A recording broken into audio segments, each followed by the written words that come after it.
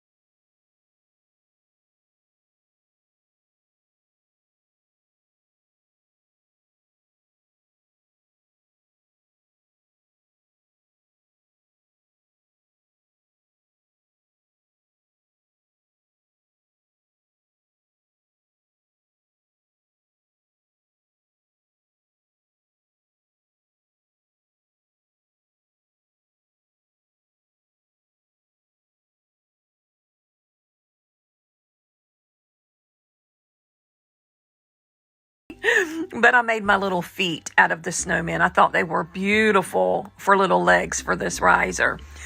Once I got my snowman in place, I took these, what are they called? Tumbling tower blocks from the Dollar Tree and stood some up just to bring it and give it some height, as you can see right there.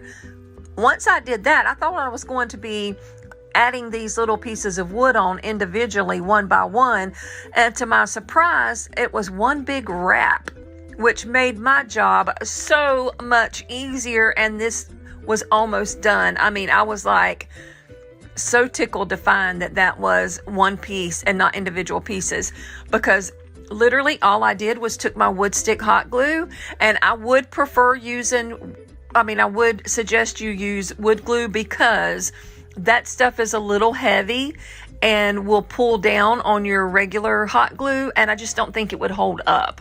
So I used the wood stick hot glue by Bonder, like I said, and I just went all around wrapping that until I got the entire side covered. I had, I think, like 3 little pieces left over, and I just went in with my scissors, cut it off, and guys, that was literally all there was to making this.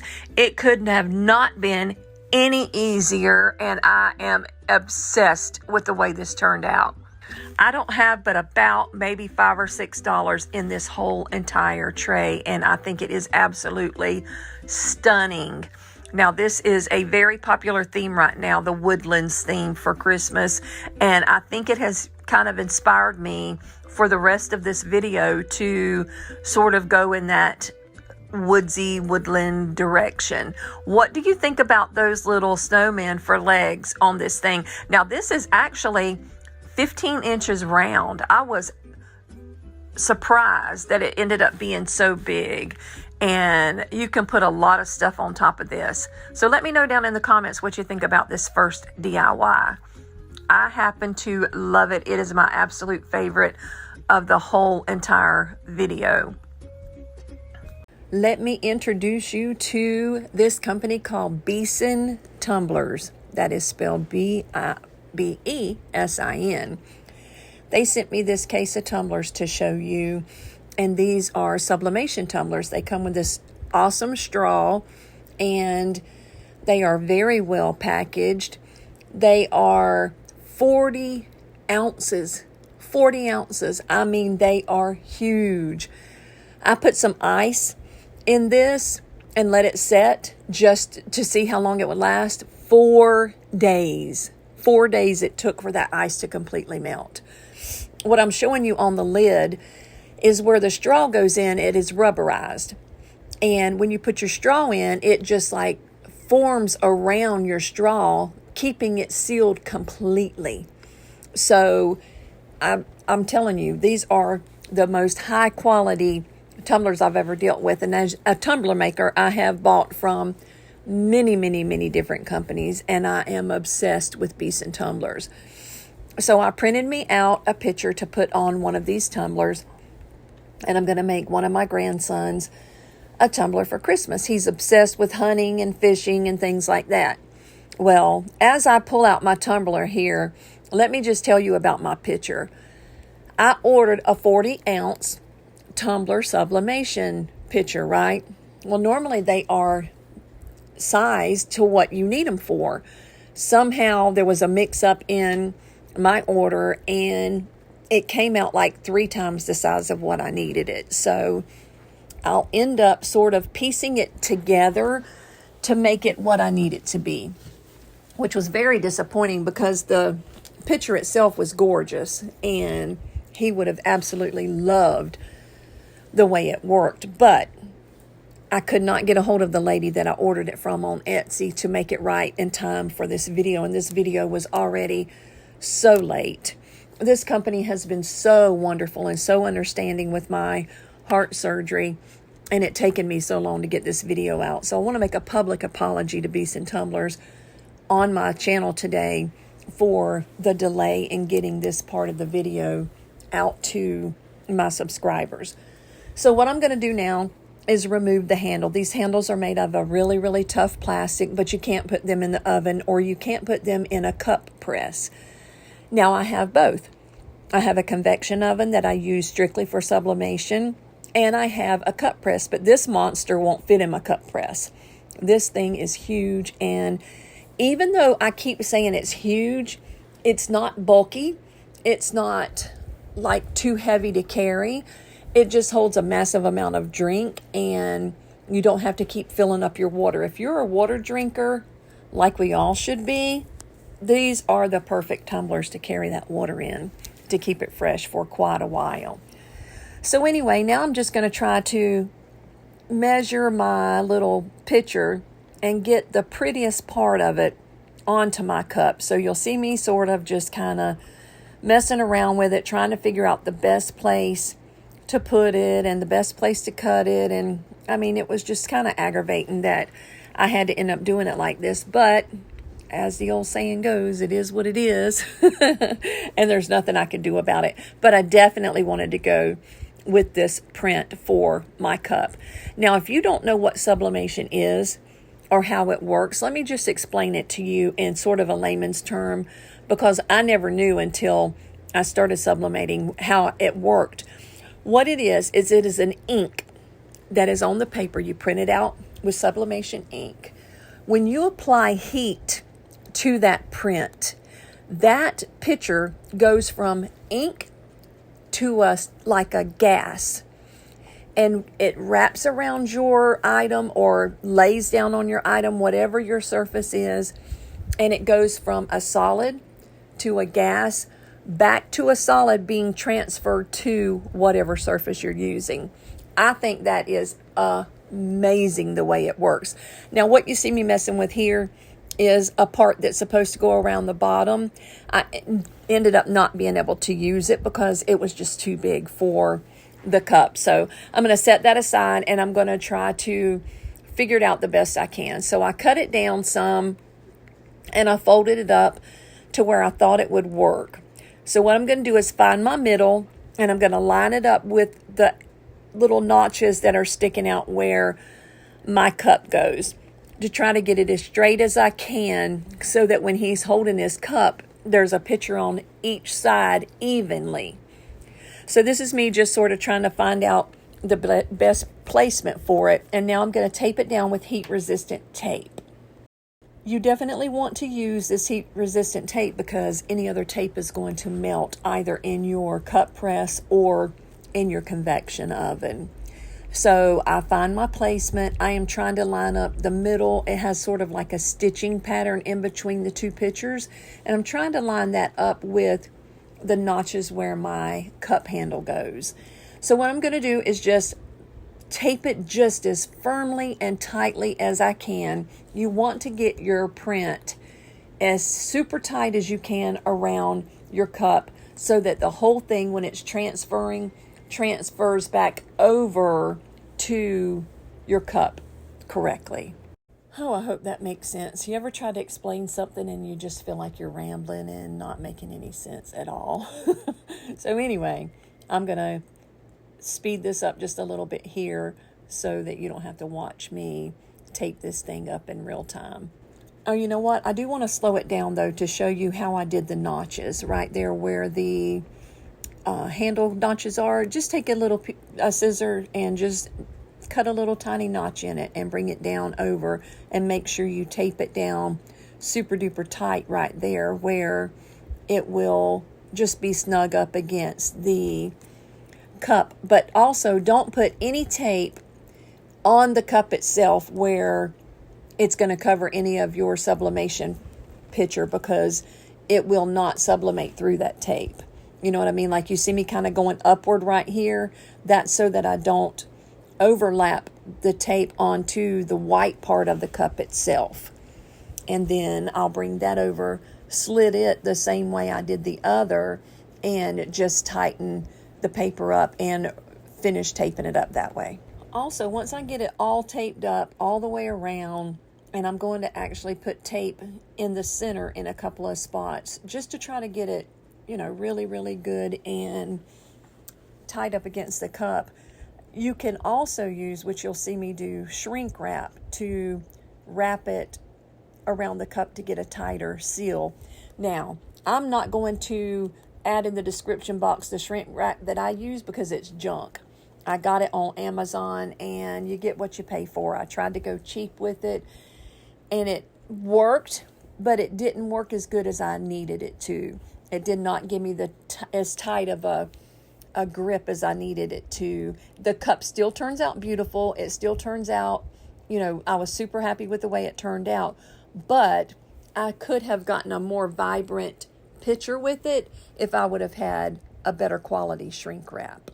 So what I'm going to do is add my first layer of shrink wrap, and then I'm going to go turn my oven on and preheat it. And then you'll see me come back and add a second one because I know the whole time that I did it, like that wasn't tight enough.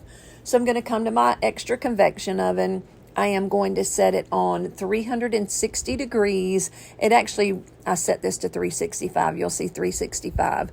It doesn't matter, that 5 degrees doesn't really make a difference, but it should be 360. You want to preheat it because you want it as hot as possible when you put your cup in. Now, it is imperative that you wear heat-resistant gloves when you are handling this. It is also imperative that when you are putting it in your very, very hot oven, that you are extremely careful when you are placing the cup inside. If not, you are going to have a very severe burn. So I am saying this with all the caution I can let you understand. It's hot and it can do a lot of damage.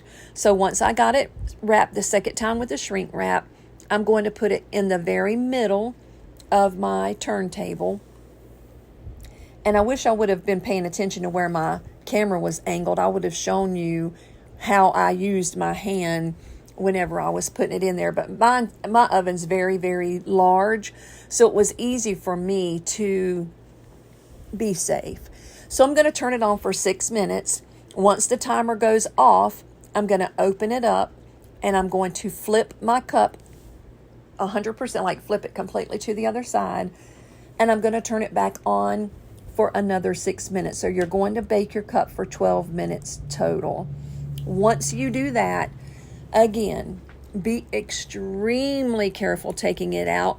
You can, if you want to, turn your oven off and leave it there. It's not going to hurt it to set in there any longer. It's not going to help it, but it's not going to hurt it. So once you get it done, you can either do a warm peel, which is what I'm doing. That's why you still see me having my protective gloves on. or you can do a cool peel. Now, I have not tried to do a cool peel with this, but I did read, and as in my research, I found that cool peels are not as easy to do as it is if you peel it when it's warm. Now, the only thing left to do was for me to add this handle back. It is 2 simple little screws that come out easy and go back in easy. It does not interfere with the integrity of your handle. It tightens back up very, very solid. And once you get that done, you want to give your cup a good wash and rinse after it is completely cooled. I would say let it sit for about an hour or 2 and cool completely down. You will also notice as it cools, your picture will become more vibrant and it will get brighter. See how dull it is right there? Watch it in just a few minutes when you see me do, or a few seconds when you see me do the reveal. See how much darker it is already. And then I did this while it was still warm, so it did actually turn out a little bit darker. But look at how beautiful this cup took that sublimation. I am obsessed with these Besin Tumblers. I'm telling you, they have a rubber grip on their handle, which makes it a lot easier to hold on to. I didn't have a whole lot of sweating with my cup. And right now, just in time for Black Friday, they are having a huge Black Friday sale. I want you to look at these adorable Christmas. Look at those. Are those not the cutest little Christmas cups you've ever seen? These are 40 ounces too. And you can either sip them or you can gulp with them. You can take your straw out and turn it to the opening and just drink it. It also fits into any cup holder in a car and comes in these beautiful, look at that. Just for plain colors, this is the set I picked. Now there are a ton of colors to choose from. There's also a huge variety of shapes and sizes to choose from. So definitely check out the Besin Tumbler link in my description below. There's also going to be a coupon for you there. Now let's get into the rest of my video. So for DIY number 2, I have this, it looks like a paddle to me. Like that's just, it looks like a paddle. But it's called a cutting board. And I actually got that super duper cheap at Hobby Lobby.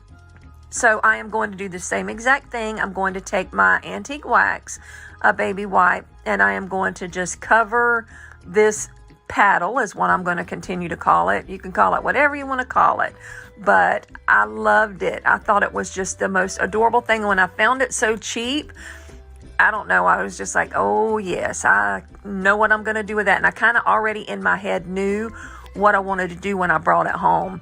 So once I got it covered in the wood stain, now you do have to let this completely dry, but it doesn't take that long. So I took one of my Chalk Couture transfers. Now, if you are new to my channel, I am a Chalk Couture designer, and everything that I'm using from Chalk Couture today will be listed in my link tree. And there are also going to be links going straight to my Chalk Couture website in my description box. And if by some chance you're interested in becoming a designer, you can start your own at-home business for literally $99. And they have the most beautiful things. But anyway, I didn't come here to sell Chalk Couture today. I just wanted to tell you a little bit about it. So once I got that one done, I go to the bottom and added in this beautiful pesto green color the next words that says, Santa, please stop here. I love, love, love that color. It is my absolute favorite color of paint for this season, this Christmas. And if you've seen any of my other videos, you'll see where I've used it. Now I take this ribbon from, I believe I got that from Dollar General last year, just the red and black buffalo check, and glued that down. And then I have the most beautiful little ribbon from BB Crafts that they sent me to show you guys some things that they have. And it's like a burlap lace almost. And I just decided to put that right on top of it. Look how cute that is. And it goes so perfect with this woodsy kind of woodland, I don't know, just rustic Christmas feel. I love this theme for this year. And I'm super excited about all of the things that I have created for you for this particular video and the other things that I'm going to be creating throughout the Christmas holiday season. If you are new to my channel, you've never been here before, my name is Brenda, but my sweet grandbabies call me Monner. So that's where Monner's Market came from. So I'm just kind of deciding here what I want to sort of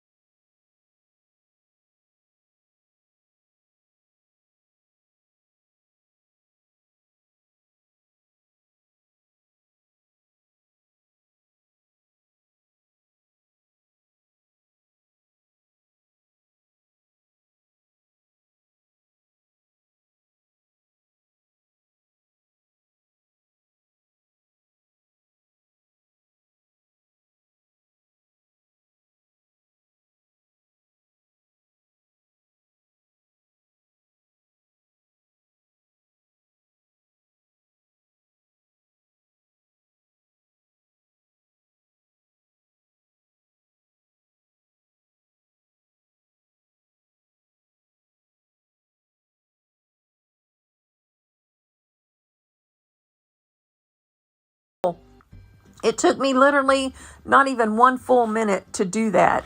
Now I'm just going to take 3 little small beads. I'm going to leave them in the natural color. I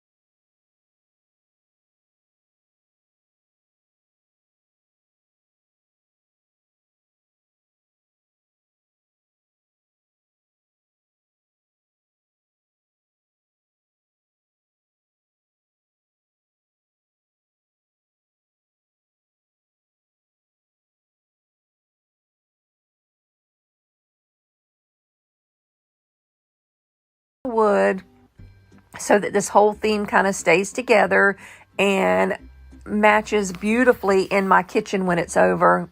Once I get it stained, I set it aside and let it dry. And once it's dry, I'm going to come back in with another beautiful transfer from Chalk Couture, and it just says Deck the Halls, and it has these cute little ornaments on it. And I started to get really super colorful with the ornaments, and then I was like, nope, pump the brakes, calm down, keep your colors together so that your vignette will all match in the end.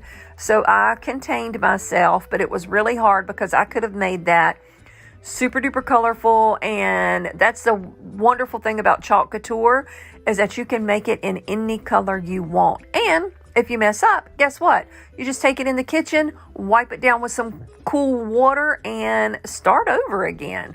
But if you like your design and you want to keep it that way forever and ever, just spray a little thin coat of some clear coat on it, like a clear spray or some polyacrylic or something. And then you can keep your beautiful design forever and ever. So again, I'm going in with the same colors that I'm using throughout this video. And now see, I started to go with the pink there. That's when I was like, nope, pump the brakes, back up, rewind, stay with your colors, calm down, killer. And I went with the colors that kept it kind of uniform throughout the video. So once I got all of my little chalkboard topper thingamajigger painted up, I'm going to slow down and show you again, because that to me is just like mesmerizing. I can watch it a million times and never get tired of the reveal when you pull back a transfer. So I'm going to hush and let you. Now see why I thought I slowed that down. Oh man. Anyway, now I'm going to take a couple of little beads, and I wanted to make a handle or a couple of handles for my little thing. I'm going to use the Crimson by Waverly and just paint my little beads. And then I'm going to take 2 of the tumbling tower blocks, and I'm going to paint them black. And then I'll just build it into a handle once everything is dry and ready to go. And then I'll have the 2 cutest little handles on the side of my top for my little candy box. And literally for $2, I think it is adorable. I love it, and I cannot wait to read in the comments what you think about how this little candy box turned out. Now, tell me this in the comments. Do you like the handles, or would you leave them off? I've had 50-50 from the people who've said it. Some people are like, yes, no, the handles are adorable, perfect little touch, and others are like, nope, you really need to just pop them off, which I could do, depending on what you tell me. Pop them off and just leave it, and then just take the top off and on to, you know, for the kids to be able to reach in and pull out a piece of candy. But how adorable is that? I mean, look. And look how pretty that Chalk Couture just dolled it up in no time. Now, for this DIY, I am loving the black and red buffalo check. So I take these 3 little houses that I've had from way, way back, probably last year, honestly, if truth be told, from the Dollar Tree, and this buffalo check paper that you can get at Hobby Lobby every 2 weeks. And then it's, you know, Hobby Lobby has a sale for 2 weeks for half the store. And then the other 2 weeks is the other half of the store. And it's always like 50% off. So I get this paper for, well, the paper is for $1. Anyway, I'm rambling. So I take my Mod Podge and not my Mod Podge, my black. And the reason I did that is just in case I didn't cut it very well, the paper. I took that black to kind of fill in the edges where you kind of couldn't see if I messed up too bad. But anyway, I take the same antique wax and just go all over. Now, I wasn't sure because these houses were made out of this sort of laminate, shiny material or whatever. And I wasn't sure if it would take this stain, but man alive, it took it beautifully. And I love the way they turned out. It brought my whole theme together. All of my woods matched, and love it when a theme comes together. Now I'm taking my Mod Podge and I'm going to go in and add my little scrapbook paper to the backing of these little houses. And I know this is super cute, super easy, and You've probably seen a million people use these houses and do this, but I've never done it, and I think they're adorable. Now look at these cute little wreaths. I paid $2.50, and there are 8 wreaths in that pack, so that is a really good deal.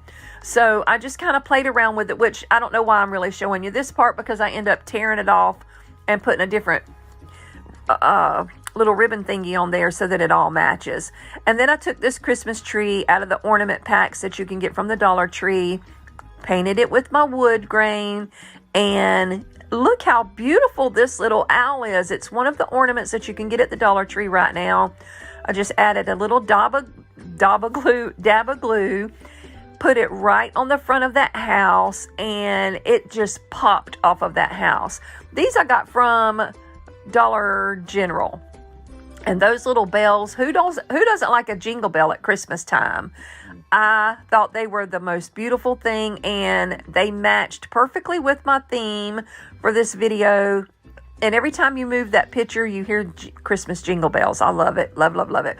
Anyway, so I'm taking this little pick and sort of dolling up these little house frames, and then I go back and I tear off the one that I have on the wreath and add one to that, just so that it all matches and everything is uniform and comes together perfectly. And once I did that, I needed something to hang them with, so I got my little skewers out, painted some black and some white, and just made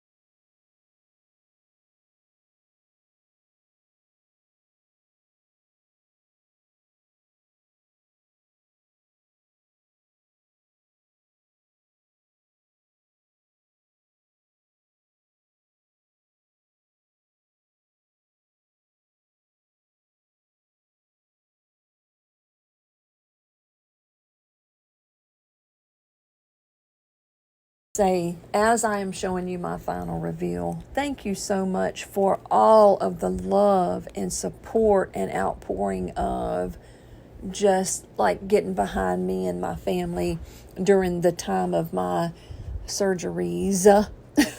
If you have not already read or heard, they ended up having to stop my first surgery last week because I was literally having a heart attack on the table, and they couldn't go any further that day.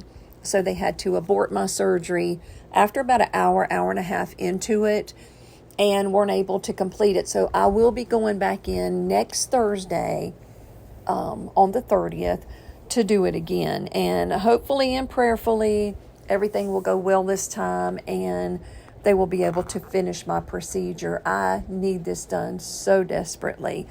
So again, if you would just continue the prayers that you've already been praying, and just pray that God would allow this surgery to go through smoothly. Listen, I am a firm believer in God, and I'm a firm believer that had that surgery progressed and they wouldn't have stopped it, I would have died on the table. I don't care what anybody says. You can argue with me about it all day long, but I will believe it till the day I do die that God literally saved my life the other day. So, you know, everything happens for a reason. You'd say, well, if he did that, why let the surgery even start? I don't know. He only knows all. He sees all, and his plan is perfect. So why I had to go through half of a surgery, I don't know. But I do have enough faith to trust and believe that it is for a reason, all for his glory. Now, as far as this video goes, this was a video, like I said in the beginning, that was from last Christmas that I wanted to bring back to you because I just, with everything going on, did not have a chance to get out a fresh new video for you. I'm going to do everything in my power to have a fresh video for you next Tuesday. But I don't know that that's going to be possible. So just hang in there with me, and I want to wish everyone a very, very happy Thanksgiving. I will see you next Tuesday. If you're new to my channel, my name is Brenda, but my sweet grandbabies call me Monner. I have a new video every Tuesday at 8 p.m. Eastern Standard Time. But for now, thanks for coming. Thanks for watching. Be blessed. Bye now.